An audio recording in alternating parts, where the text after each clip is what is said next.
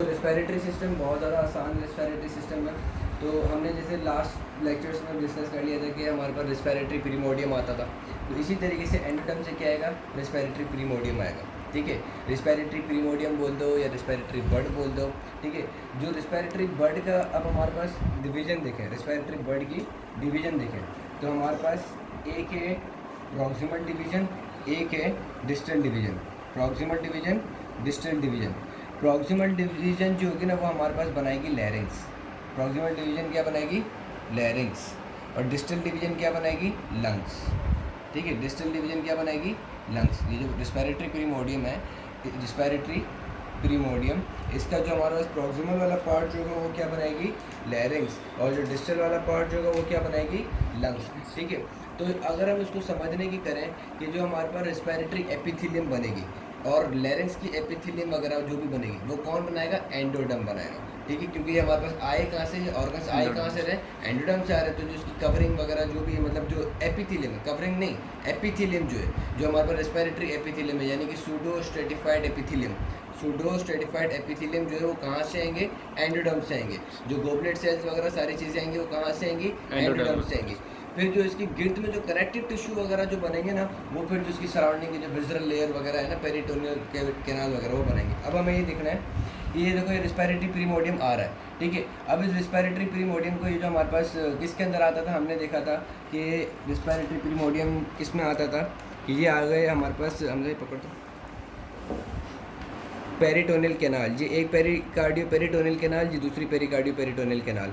इसके बीच में, इन दोनों कैनाल के बीच में हमारे पास क्या आएगा, ये रेस्पिरेटरी प्रीमोडियम। रेस्पिरेटरी प्रीमोडियम का डिस्टल वाला पार्ट कन्वर्ट हो जाएगा दो पार्ट्स के अंदर। रेस्पिरेटरी प्रीमोडियम का डिस्टल वाला पार्ट किसके अंदर कन्वर्ट हो जाएगा, दो पार्ट्स के अंदर, यानी कि दो है ना लंग बर्ड के अंदर डिवाइड हो जाएगा। हम होल्ड करके, ये हमारे पास क्या हुआ, दो लंग बर्ड्स के अंदर डिवाइड हो जाएगा। ठीक है, तो एक लंग बर्ड जो है वो इसको इसके पेरीफ्री पे से आएगा, यानी कि इस पेरिटोनियल कैनाल को अपने साइड लेके जाएगा, और दूसरा लंग बर्ड जो होगा वो दूसरे वाली पेरिटोनियल कैनाल को अपने साइड लेके जाएगा। साथ में जो सराउंडिंग फाइब्रस, सराउंडिंग जो मेसेनकाइमल सेल्स थे, जो कि हमारे पास क्या बना रहे थे, प्लूरोपेरिकार्डियल फोल्ड्स, वो क्या करेंगे, वो इसको फोर्स आउट करते रहेंगे, और इस फोर्स आउट करने के साथ साथ इस कैनाल को आगे और इसको लंग को आगे लेके चले जाएंगे, फिर इस कैनाल और इस लंग को आगे लेके चलेंगे। यहाँ पर हार्ट रहेगा, जहाँ पे जो फोर्स होंगे वो आपस में मिल जाएंगे, और इस कैनाल का इस पेरिकार्डियल कैविटी के साथ लिंक जो होगा वो खत्म करवा देंगे। ये हमने डिस्कस कर लिया था। ठीक है, तो इसी तरीके से क्या हुआ कि रेस्पिरेटरी प्रीमोडियम को ये जो हमारे पास पेरिकार्डियो पेरिटोनियल कैनाल जो है वो क्या कर लेंगे, कवर अप कर लेंगे। पेरिकार्डियो पेरिटोनियल कैनाल जो होती है, पेरिटोनियल, अबे यार जो भी है, प्लूरोपेरिटोनियल, पेरिकार्डियो पेरिटोनियल कैनाल है, और कैनाल तो पेरिकार्डियल पेरिटोनियल है। पेरिकार्डियो पेरिटोनियल कैनाल है, और नीचे जो जब फोल्ड्स इसके लिए बनेंगे, डायफ्राम के लिए बनेंगे, उसमें फिर प्लूरो है ना पेरिटोनियल फोल्ड्स है। हार्ट से कनेक्शन कट जाए। ठीक है, तो यहाँ पर देखेंगे रेस्पिरेटरी प्रीमोडियम ये रहा, इसको सराउंड कर लिया किसने, पेरिकार्डियो पेरिटोनियल कैनाल ने सराउंड कर लिया, यानी कि कैविटी ने सराउंड कर लिया। ऐसा नहीं कि बिल्कुल कैविटी के अंदर आ गया लंग्स, कैविटी ने उसको सराउंड कर लिया। जैसे विजरल लेयर ने इसको ऐसे सराउंड किया है, और उसके बाहर जो कि हमारे पास कौन सी लेयर होगी, वो सोमैटिक लेयर। ठीक है, यहाँ तक चीज़ समझ आ गई। अब हमें देखना है कि अब इस ये जो रेस्पिरेटरी प्रीमोडियम है इसके अंदर क्या क्या चेंजिंग होती है। अब ये मैंने जो है ना, ये वाला जो स्ट्रक्चर है, ये वाला स्ट्रक्चर मैंने एक रेस्पिरेटरी प्रीमोडियम का अंदर वाला स्ट्रक्चर बनाया है। उसका भी सबसे पहले मैंने कौन सा वाला पार्ट उठाया है, प्रॉक्सिमल वाला पार्ट, जो कि हमारे पास क्या बनाएगा, लैरिंग्स। ठीक है, अब ये जो रेस्पिरेटरी प्रीमोडियम का लैरिंग्स को पढ़ने से पहले एक चीज़ मेरे दिमाग से मिस हो गई थी, वो मैं बता दूँ कि ये जो पार्ट है ये हमारे पास क्या है, रेस्पिरेटरी प्रीमोडियम। पीछे वाला पार्ट जो होगा वो पूरी हमारे पास GIT रह जाएगी, यानी कि एसोफेगस वाला पार्ट। अब इसका और इसके साथ कनेक्शन कैंसिल होना लाजमी है, इसका और इसका कनेक्शन जो है वो कैंसिल होना लाजमी है। अगर नहीं होगा तो हमारे पास क्या होगा कि कभी कभी क्लिनिकल कंडीशन होती है, उसमें ये होता है कि ये रही एंडोडर्म, ठीक है, फिर यहाँ से हमारे पास रेस्पिरेटरी प्रीमोडियम कनेक्टेड होता है। ठीक है, उसमें क्या होगा कि हमारे पास ऊपर वाला पार्ट तो क्या होगा कि एंडोडर्म को चलो अलग हो गया, लेकिन फिर क्या होगा कि जो डिस्टल वाला पार्ट जो है एंडोडर्म का, यानी कि GIT का, वो लैरिंग्स के साथ कनेक्टेड रहता है। इस कंडीशन को हम कहते हैं है ना रेस्पिरेटरी फिस्टुला।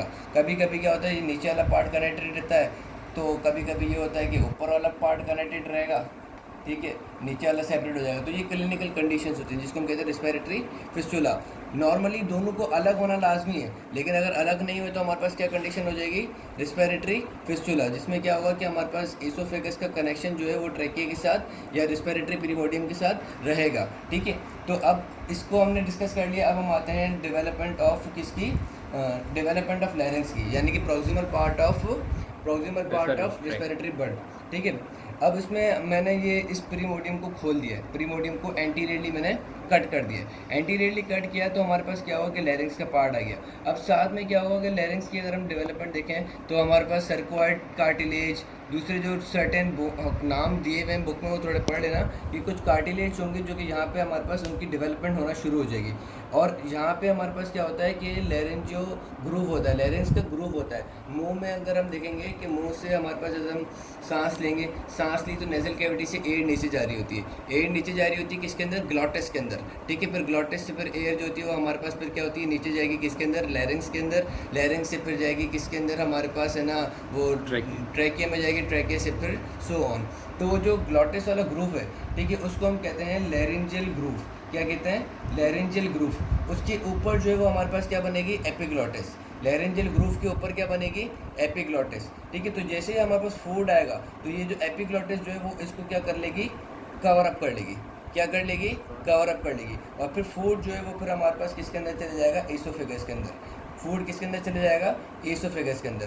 तो ये जो हमारे पास एपिग्लॉटिस जो बन रही है वो क्या करती है, वो इस लैरिंजियल ग्रूव को यानी कि ग्लॉटिस को कवर अप कर लेती है। ठीक है, ये हमारे पास किसकी डेवलपमेंट हो गई, लैरिंग्स की डेवलपमेंट हो गई। इसी तरीके से जब हम नीचे आएंगे तो हमारे पास क्या आएगा, ट्रैकिया बनेगा।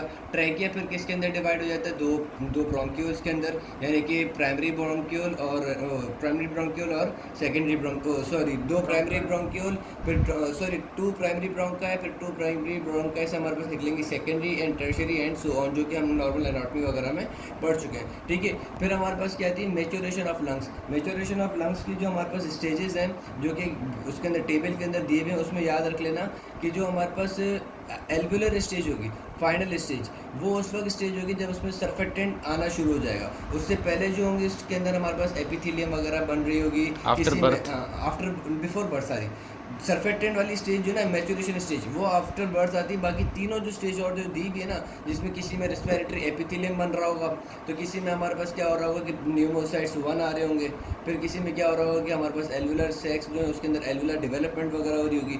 लेकिन जो मैच्योरेशन वाली जो है वो आफ्टर बर्थ आएगी। तो ये कंप्लीट जो है वो आपका एम्ब्रियोलॉजी हो चुकी। सो थैंक्स टू मी, जिसके ने दिमाग में वो सारी करवा दी।